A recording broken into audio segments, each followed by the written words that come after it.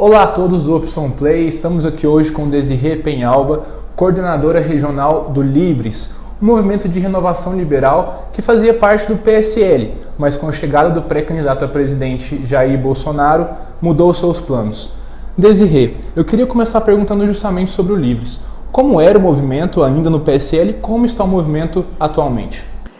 Na verdade, o Livres nasceu da ideia do filho do presidente do partido. Então, ele percebeu que o pai dele, o antigo presidente do partido, estava um pouco insatisfeito com a política, não estava querendo mais mexer com isso e falou assim, não pai, o que é isso? A gente tem um partido, a gente tem que usar o partido como ele deve ser usado, na sua concepção de partido, com uma proposta ideológica, para a gente realmente levantar uma bandeira importante. E aí, ele procurou algumas pessoas que tinham um alinhamento com o liberalismo, tanto econômico quanto nos costumes.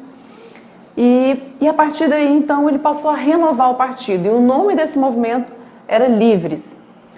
Desde então, a gente entrou no partido, eu, motivada a participar dessa renovação, entrei no partido aqui como representante, líder do Livres aqui no estado de Goiás.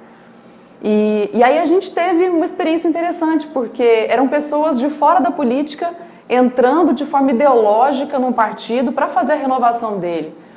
E aí, assim, a gente disputou várias eleições no Brasil inteiro, levando essa proposta ideológica, dessa renovação. E foi muito bonito, porque as pessoas que nunca tinham se interessado por política, nunca tinham participado de campanhas eletivas, começaram a se interessar e o coro foi tomando corpo. Foi muito bonito.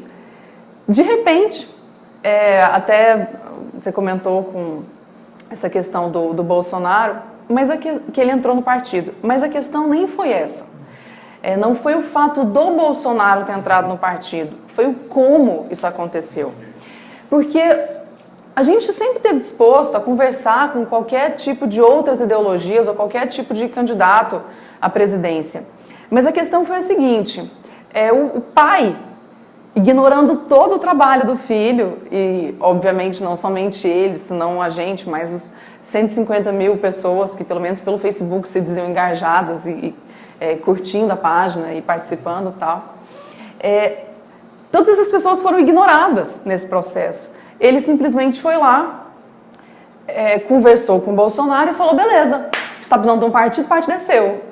E aí a gente falou, peraí, mas o trabalho que a gente está fazendo aqui há 2 anos de renovação do partido, explicando para as pessoas como é que funciona. O nome do partido poderia vir a mudar, né? A ideia era essa. A ideia é que se a gente realmente conseguisse uma quantidade de pessoas suficiente para renovar todos os diretórios estaduais, ou uma grande maioria, a gente ia mudar o nome do partido. E aí agora, como é que o Livres tem funcionado, né? A gente decidiu ser um movimento apartidário, para que a gente focasse naquilo que a gente estava trabalhando e estava dando excelente resultado dentro do partido, que era fazer um cardápio de políticas públicas. Poucas pessoas sabem, mas todo partido tem uma fundação. É essa fundação que recebe o fundo partidário para poder promover as ideias do partido, capacitar os seus filiados, para poder desenhar mesmo o que os filiados, uma vez eleitos, tenham como objetivo prático a serem aplicados na política. Então o Livres estava fazendo isso muito bem. A gente tinha a fundação do PSL e estava muito legal, a gente tinha cursos, a gente tinha oportunidade de aprender na prática o que significaria o liberalismo aplicado no Brasil. E agora, então, já que todo esse trabalho já foi bastante desenvolvido, a gente agora continua nesse processo de buscar onde a gente pode aplicar essas ideias, mas da mesma forma a gente continua ampliando o nosso objetivo em trazer pessoas novas. Porque antes tinha aquela coisa assim, talvez em um estado, um município, uma pessoa que tinha a ideologia do Livres, tinha a cara do Livres, falava, eu não posso me filiar, porque aqui no meu estado a realidade é diferente, eu preciso estar nesse partido. Mas agora não tem mais essa desculpa. Então tem várias pessoas participando do movimento, dessa nova nesse novo desenho que ele se propôs. Dá para dizer então que o modus operandi do Livres atualmente se assemelha de outros grupos apartidários ou suprapartidários como o Agora e o Acredito? Sim. A questão é que o Acredito tem uma ideologia diferente do Livres. E o Agora, ele tem usado não somente uma ideologia especificamente. O Agora, ele faz o seu estudo a partir de temas. E é muito interessante isso, porque eu faço parte tanto do Agora quanto do Livres. Tem outros movimentos que eu participo, depois a gente pode falar sobre isso. Mas a questão como eu falei mais cedo, os partidos políticos não estão fazendo seu trabalho de forma efetiva, que seria capacitar mesmo, de forma programática, os seus filiados. Então, esses movimentos, eles apareceram para exatamente suprir essa lacuna e capacitar as pessoas que queiram participar de política para uma renovação de ideias, uma renovação de agenda, de propostas mesmo. Então, a forma do Livres, ela é desenhada, alinhada com os objetivos e valores e princípios de liberdade.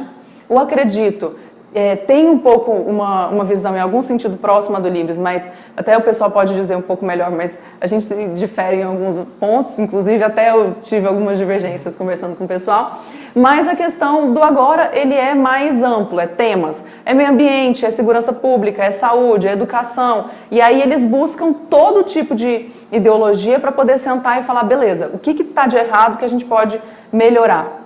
É isso. Desirê, você é uma das 3 goianas que foi escolhida para participar de um processo de renovação chamado Renova BR. Como funciona isso? Na verdade, somos 5 agora. Eu sou a única mulher, mas somos 5. No início eram 3. Eram 4. Na verdade, agora o último que acabou de entrar.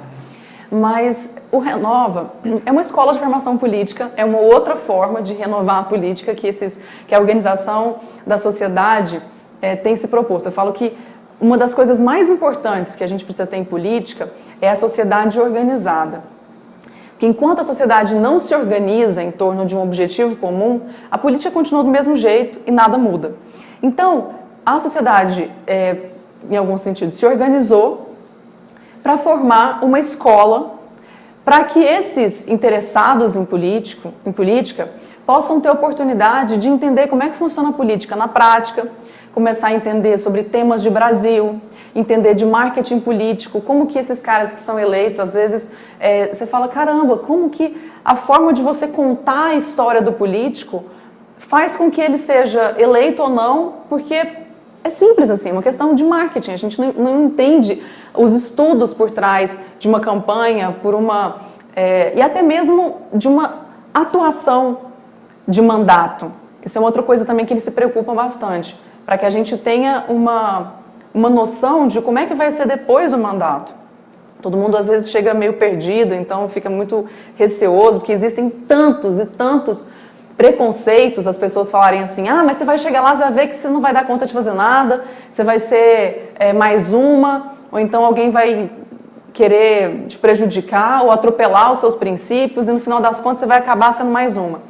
Então o Renova, ele tem tido esse cuidado de falar assim, não, deixa eu capacitar esses meninos, deixa eu explicar como é que as coisas funcionam, para que sim, a gente possa, primeiro, ter ética na forma de fazer política. E isso começa da campanha, isso começa da forma com que a gente fala de política e da forma com que a gente espera mudar a política por dentro.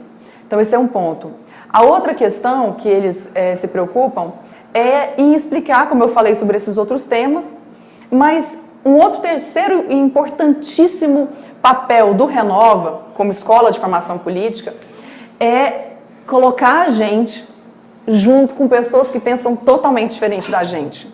Pessoas que, além de terem uma ideologia diferente, têm uma visão de mundo diferente, vêm de estados diferentes, municípios diferentes. Às vezes a gente acha que, porque a gente está numa capital, a gente tem uma visão de mundo tal que uma pessoa do interior, afastado lá de uma outra região, não tem.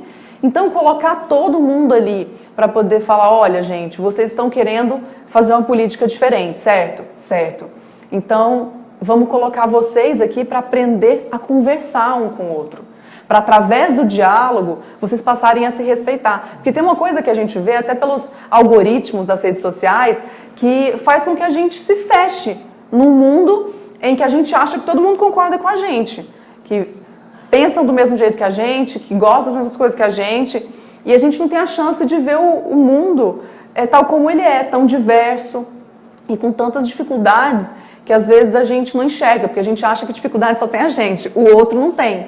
Então, quando a gente se depara com essa outra realidade, a gente passa a ter um pouco mais de respeito com as pessoas que pensam diferente e também acaba que a gente aprende muito mais e complementa ainda mais a nossa vontade e melhora o nosso discurso para mudar essa política. Desirê, um outro partido que se diz liberal é o Partido Novo, mas você se filiou ao Democratas. Por que foi essa escolha?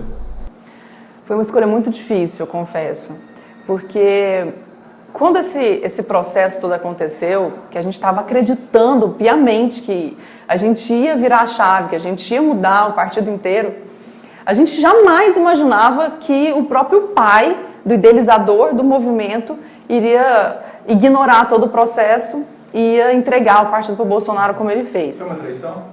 A sensação de traição foi, óbvio, assim, todo mundo se sentiu traído, porque a premissa da lealdade é você ter concordado e combinado com a pessoa previamente que você teria total liberdade e respeito para que aquele movimento continuasse e que, de fato, a gente iria mudar o nome do partido e iria ter espaço dentro dele. E, de repente, não foi isso que aconteceu.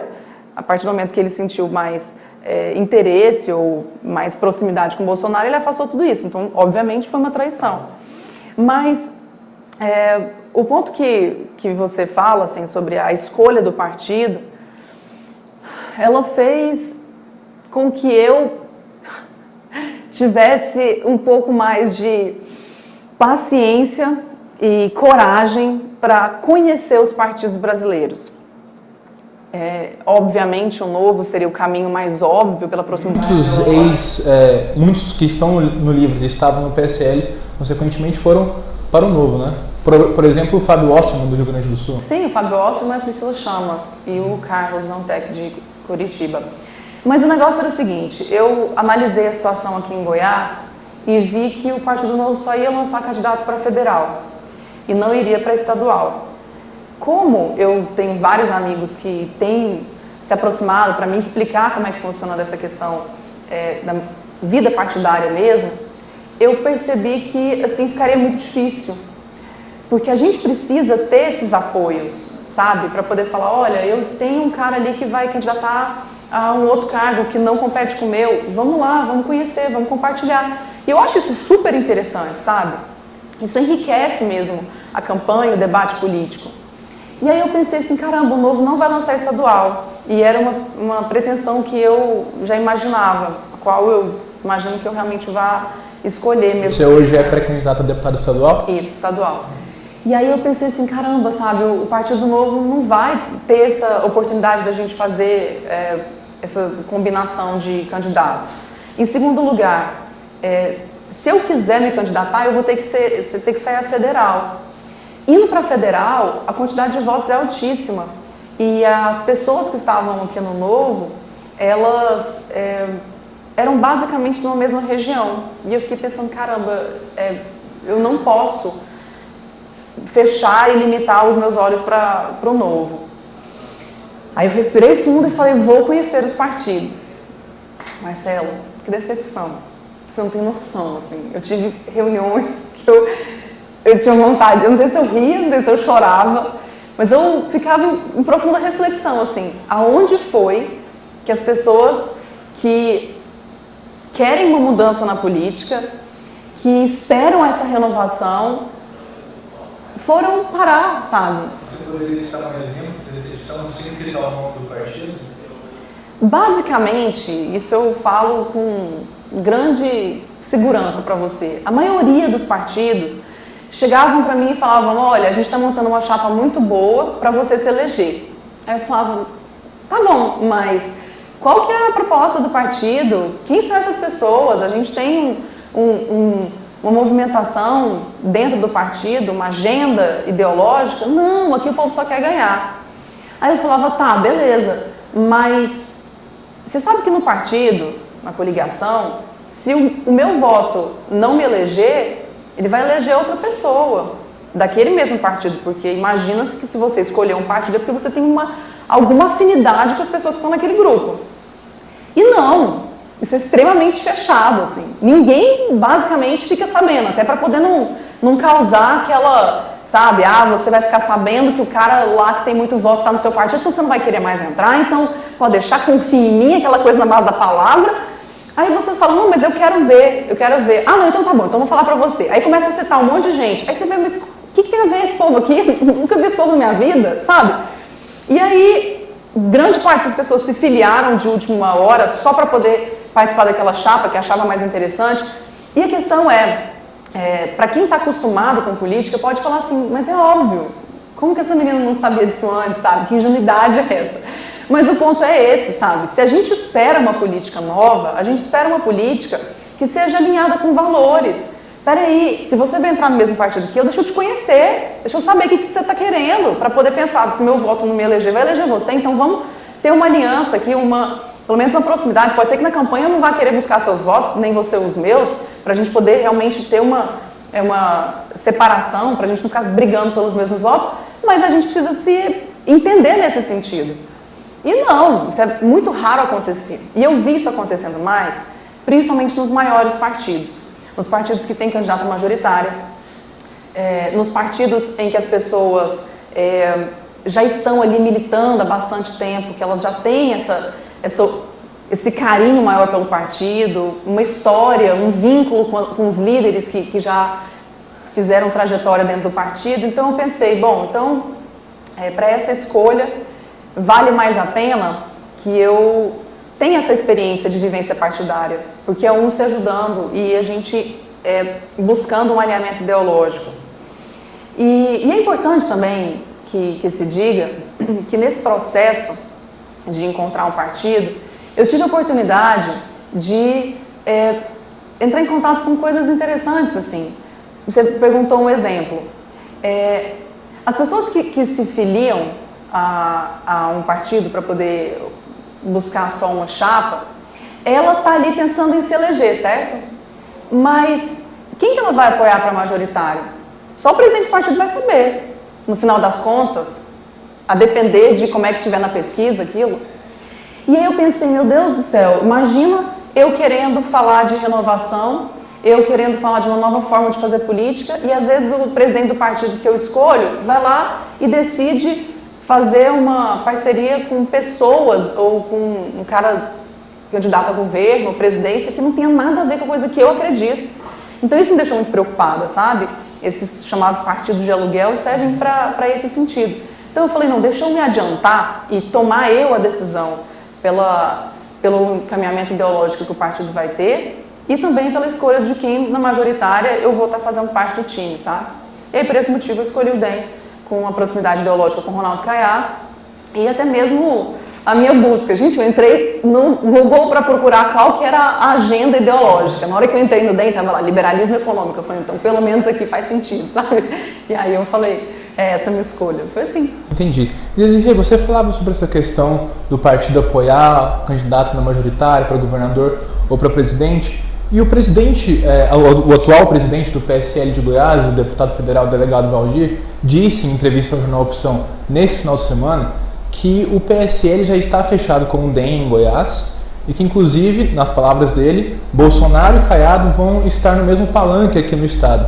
E a chegada do Bolsonaro, como o Bolsonaro chegou no PSL, foi um dos motivos para você ter saído do seu antigo partido. Como fica essa situação do seu partido, do seu atual partido, do DEM, poder vir apoiar o Bolsonaro para presidente? Bom, se ele falou isso, então ele vai ter que ter umas brigas com o pessoal do Podemos, porque o Podemos também está junto com o Caiado e ele também tem um candidato, que é o Álvaro Dias. E o próprio DEM também tem o Rodrigo Maia, que já falou que é pré-candidato à presidência. Então, acho que essas questões, elas são ainda muito, sabe, são ventiladas essas ideias sobre como é que vai ser em outubro mesmo. Na verdade, outubro não, porque outubro é eleição, né? Vai ser a partir das convenções aí, agosto a gente vai ter uma certeza disso. Mas o que pegou, até mesmo para eu não escolher o Podemos nem o PSL, era que esses partidos, eles tinham a certeza da defesa pela presidência da República, coisa que eu ainda não tenho. Tem tantos candidatos, que eu não cheguei a estudar, a entender o que eles propõem, qual que é a agenda mesmo deles, as mudanças que eles pretendem fazer. E a questão que no Brasil a gente não pode ignorar, que é a habilidade para conversar, dialogar com o próprio Congresso, porque senão a gente sabe que o presidente não tem governabilidade. Então é importante que a gente tenha essa paciência, sabe? Pelo menos eu, enquanto política, as pessoas dizem que não é para me chamar de política porque eu não me elegi, mas a questão é essa, participante da política, enfim. Mas você subiria no mesmo palanque do Bolsonaro aqui em Goiás? Subiria, eu não tenho problema com isso não, sabe? Eu subiria, assim, eu não tenho problema mesmo, sabe? Entendendo a agenda do candidato, achando que vale a pena a gente somar forças para dizer, olha, eu tenho essas ideias, no que essas ideias têm a ver com as suas, a gente pode estar junto.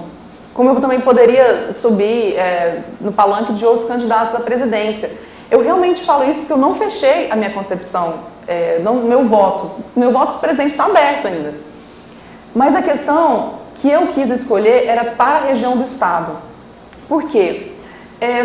Como eu faço parte desses movimentos de renovação, eu pensei assim, eu não estou na política para poder simplesmente ganhar o meu cargo e ter poder e poder ganhar alguma coisa com isso, dizer que eu assinei meu nome na história. Não é esse negócio, entendeu? É assim, o que eu posso fazer pela política hoje? É trazer mais pessoas, é explicar para elas o problema da política, é me engajar as pessoas, é me colocar à disposição para disputar um cargo e fazer diferente, defender lá dentro aquilo que eu acredito que pode realmente melhorar a política, mas melhorar a vida de todo mundo. Ou então, eu vou ficar criando barreiras. Criar barreiras não é o objetivo da política e nunca pode ser. As pessoas falam que até para candidato de legislativo eu sou muito pacífica e gosto muito de dialogar, mas a verdade é essa, não dá para a gente pensar em fazer política sem ter esse diálogo. Agora, aqui no estado, entrando num partido que eu possa contribuir, que tem a ver com a ideologia que eu acredito, eu me sinto mais útil. Inclusive, uma das conversas que eu tive com o Caiado foi isso. Eu falei, olha, eu sou advogada, especialista em políticas públicas, estou terminando mestrado em economia. Eu tenho uma bagagem desse curso de formação política que eu trago, do Agora, que tem feito todos esses trabalhos com relação a tantas áreas. Eu posso muito contribuir, inclusive com a agenda programática do plano de governo. Eu, obviamente, não estou aqui para dizer que eu sou mais inteligente que todo mundo, mas eu tenho uma visão jovem da política, eu tenho uma visão nova da política, eu posso contribuir nesse sentido. Ele falou, claro, a casa é sua. Então eu fiquei muito feliz com isso, sabe? Porque é uma questão que me traz uma esperança do que pode ser novo de fato, e não trocar pessoas que vão estar, muitas vezes, fazendo a mesma coisa que os políticos anteriores. Tá certo. Desirê, muito obrigado pela sua presença aqui no Opção Play. Eu que agradeço, de verdade. Coloco totalmente à disposição. Inclusive, deixo aqui para que vocês possam me encontrar nas redes sociais, conversar comigo. O meu site é soudesirê.com.br, soudesirê com 2 Es no final. Também é o meu Facebook e meu Instagram. Agradeço a oportunidade, Marcelo. E a você que nos acompanha no Opção Play, muito obrigado e até a próxima.